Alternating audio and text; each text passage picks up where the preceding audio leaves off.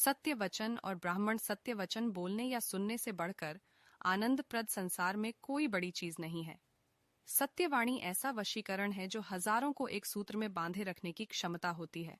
तो वही असत्यवाणी उस बारूद के समान है जो अपने विस्फोट से हजारों आदमी का विनाश कर देती है।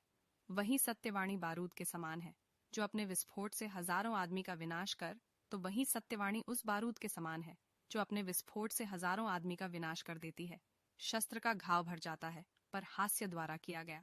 सत्य वचन भी कटुक बन जाता है जैसे द्रौपदी द्वारा किया गया था। पुत्र भी अंधा महाभारत कर आ गया। एक ब्राह्मण बहुत गरीब था। एक दिन गरीबी से तंग आकर आत्महत्या करने जा रहा था। रास्ते में उसे एक शेर मिला। उसने शेर से कहा कि तुम मुझे खा लो। उसका मानना था कि जब मैं मरने ही जा रहा हूं तो किसी का पेट भर जाए और उसका उपकार हो जाए, यह ज्यादा अच्छा है। शेर को बहुत आश्चर्य हुआ। उसने सोचा कि सब लोग मुझसे डरकर भागते हैं और यह मुझे खाने की बात कर रहा है। शेर ने पूछा कि तुम मौत को क्यों आमंत्रित कर रहे हो? लोग तो मौत के डर से मुझे देखकर भागते हैं। इस पर ब्राह्मण ने कहा कि जब मेरे घर में खाने को नहीं और फिर मैं अपनी बेटी की शादी कैसे करूंगा? शेर को दया आ गई। उस शेर ने कहा कि आज से तुम मेरे मित्र हो।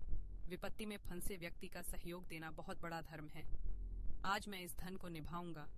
ऐसा करो, मेरी गुफा में बहुत सारे लोगों के जिनका मैं शिकार कर चुका हूँ उसके आभूषण पड़े हैं। तुम गुफा में जाकर उन आभूषण को ले आओ।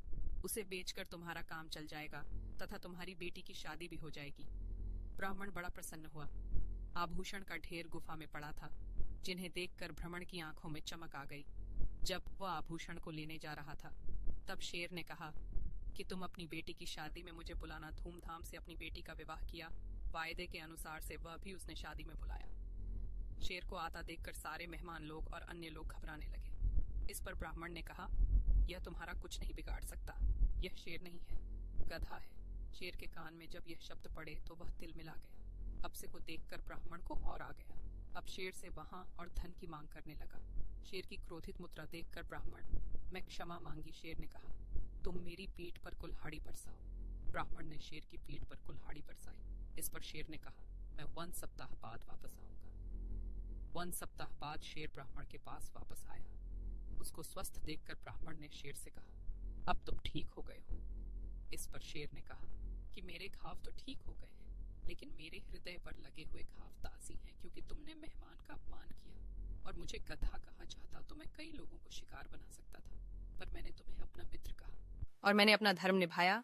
आगे से ऐसा किसी से मत कहना, नहीं तो लोगों को सत्य वचन से विश्वास हट जाएगा। किसान ने अंत में फिर से उसे क्षमा मांगी। इसलिए हास्य में हमें कभी भी ऐसा आचरण नहीं करना चाहिए जो हमारी स्वार्थप्रता को प्रकट करें।